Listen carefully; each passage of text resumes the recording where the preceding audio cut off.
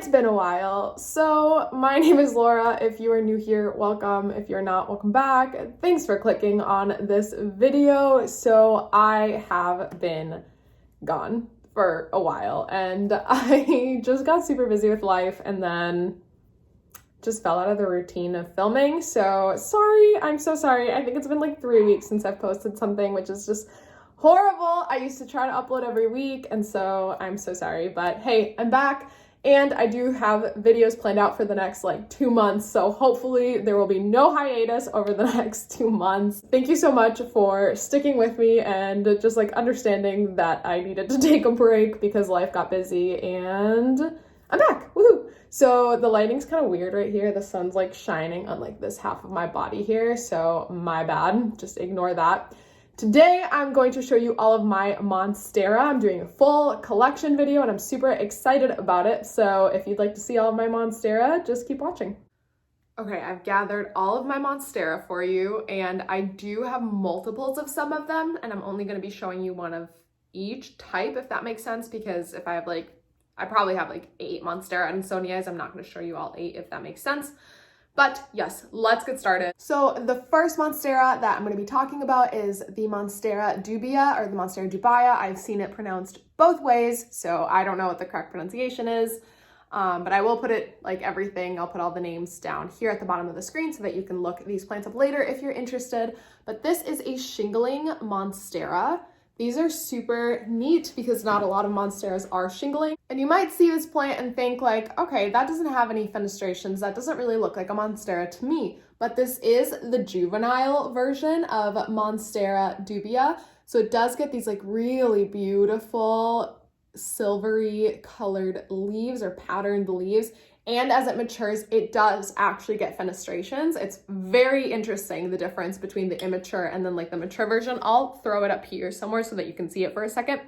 Just so interesting how different the mature and immature versions of the Monstera DUBIA are. So yeah, that is my first plant, Monstera DUBIA.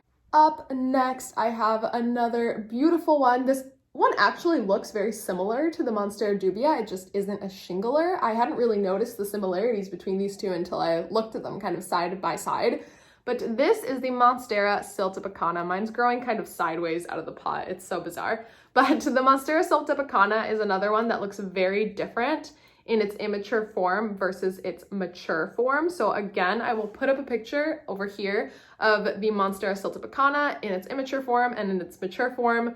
Very, very different plants, and similar to the DUBIA, I'm not sure if I said this with the DUBIA, I do like the immature form better. So I'm not trying to mature this plant. I'm not trying to mature my DUBIA. I do love the way that the immature plant looks. I've had this plant for a while now, probably close to 2 years, and you wouldn't even think if you looked at it because it's so small. At first, it was such an easy plant to take care of. I even think I included it in my like top 10 easiest plants, like one of the first videos that I ever filmed, as an easy plant to take care of. But as I've had this plant longer and longer, I've actually found that once it gets to a certain point, it starts just like dropping leaves. I'm not sure why, because I don't change any of the care, but it gets to like a certain size and just starts dropping leaves, starts kind of drying up. I've had some difficulty getting it beyond this size. So I think even if I tried to mature it, I don't think I could, but I'm not mad about it. I do love this plant. I'm not mad that it's staying small. I think it's very beautiful. I'll do you a little close-up again of the leaves so you can see that silvery pattern on them.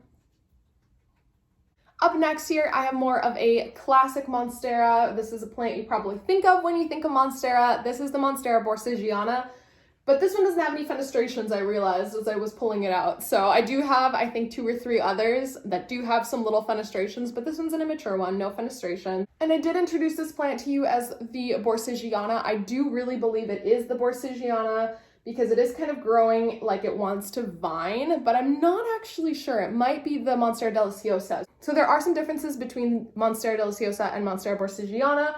The biggest one, in my opinion, is that the DELICIOSA gets humongous. Those are the leaves that can get 2-3 feet across, whereas the BORSIGIANA tends to stay a little bit smaller.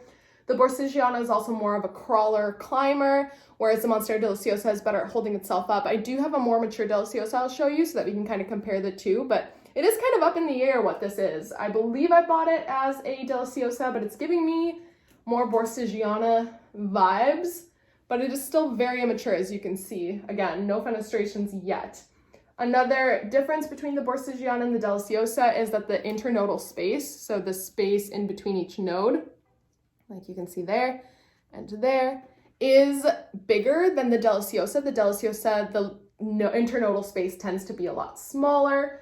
And another big difference that you'll see as the plant matures, I'm trying not to drop this plant, I forget what it's called, but this little piece right between the stem or the petiole and the leaf gets this like wrinkly look. I do have that on my big Monstera Deliciosa, which I will show you so that you can kind of see, whereas this one is more of a, yeah, it's smooth. Usually when you buy a plant that is just labeled Monstera, it's roughly about this size or smaller, they tend to be Monstera Borsigiana, which is why I'm assuming this is a Borsigiana.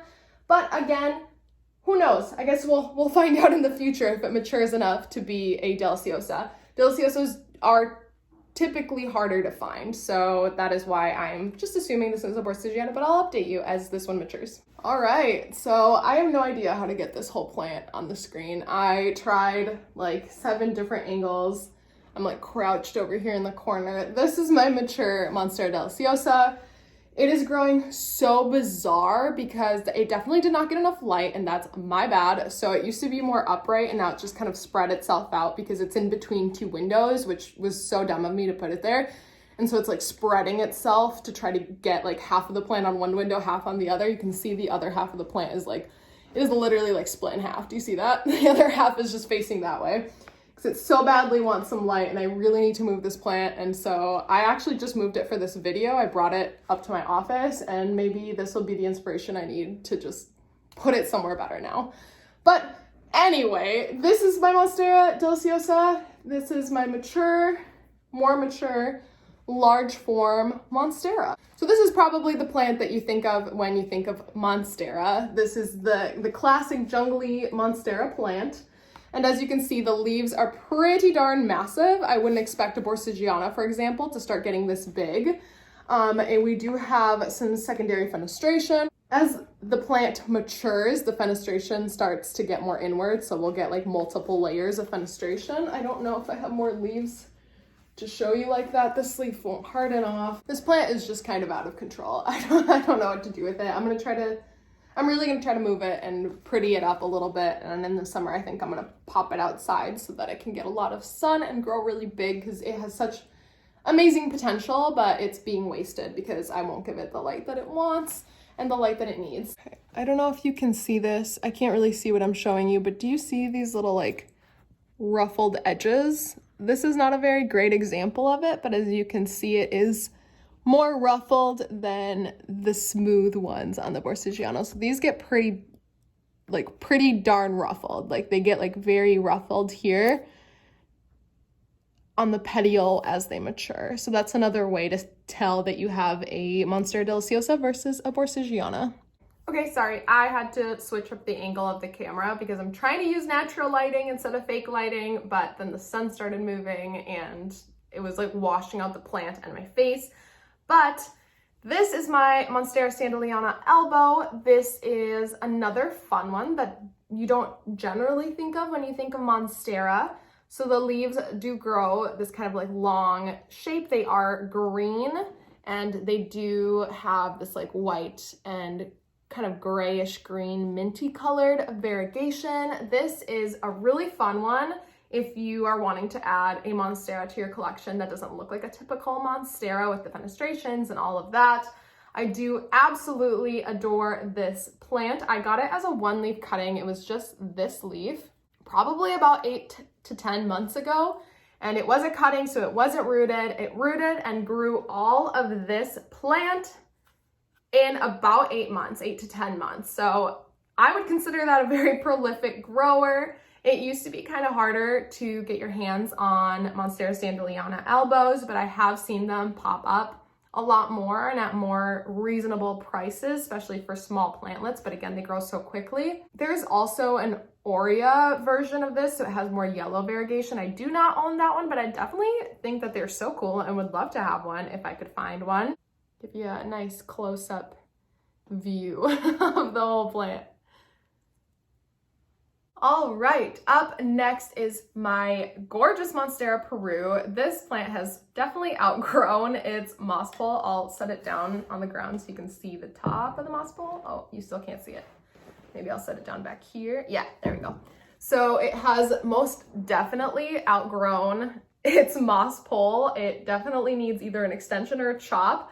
I have chopped this plant so many times, and I thought about chopping it when it started outgrowing its moss pole, but I kind of want to get it to be just like huge.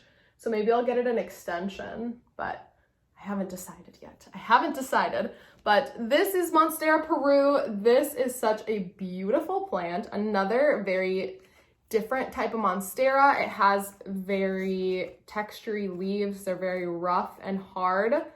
They definitely are a lot sturdier than your typical plant leaf. They have the ridges on them, and these are really dirty and dusty, but these newer leaves are very clean and shiny. And yes, they're growing smaller because they're not on the pole, but they have just a great texture to them, in my opinion. I think they're so unique. This is another plant that used to be a lot harder to get your hands on, but in recent months or even in the last year has become a lot more available. One characteristic that's very unique to this plant is it does have kind of that yellow shady coloration, which people either love or hate. So it isn't dying. The leaves are not dying. They just kind of get that kind of washed out look to some of the leaves, which is, I think it's cool. I don't know, I kind of like it. So yeah, that is Monstera Peru. This is my huge one. I keep this one on my desk because it makes me happy. It has my little crystal and my little Monstera leaf charm on it. This one I have found is pretty tricky to propagate, so I have chopped and propped it. The last time I took cuttings from it, I took probably about 8 or 10 cuttings, and it was about a 50% success rate, which I don't love, which is part of the reason why I'm also kind of hesitant to cut it, because the success rate isn't very high for rooting up Monstera Peru. So if you have tried to root up Monstera Peru and you have failed, don't feel bad. I don't know why, it's just so hard to root up. It doesn't like rooting. It doesn't like getting chopped and propped. So maybe I will get an extension for it. It just is such a cool plant. It's such a cool plant. So yeah, that is my Monstera Peru. All right, the last Monstera in my collection is my giant Monstera Adansonii. This is, I believe, the narrow form Adansonii. I do have probably 4 or 5 other Adansoniis in my collection, but this is just like the monster of them all, and so I thought I would show you this one. If I had to pick one type of plant to be my favorite plant, it would be Monstera Adansonii. This plant is so darn cool because it gets the fenestration, it gets so big, it grows so fast, and if you want that like jungle vibe in your home and you just want to fill your home with greenery, Monstera Adansonii will do it so fast. And I know like pothos will grow really quickly and fill your house and make it feel like a jungle as well, but just like Monstera Adansonii has that fenestration, it's so unique, and it's so accessible. Like that's one of the best things about Monstera Adansonii is if you want a Monstera Adansonii, just like run on over to your store and get a Monstera Adansonii. So that is going to be it for this video. I hope you enjoyed seeing all of the Monstera in my collection. It's not a very huge collection of Monstera, but it's what I have and what I love. So hopefully you saw some fun plants today. And if you did enjoy this video, give it a thumbs up and subscribe down below if you haven't, if you like my content, and I will see you in my next one. Bye.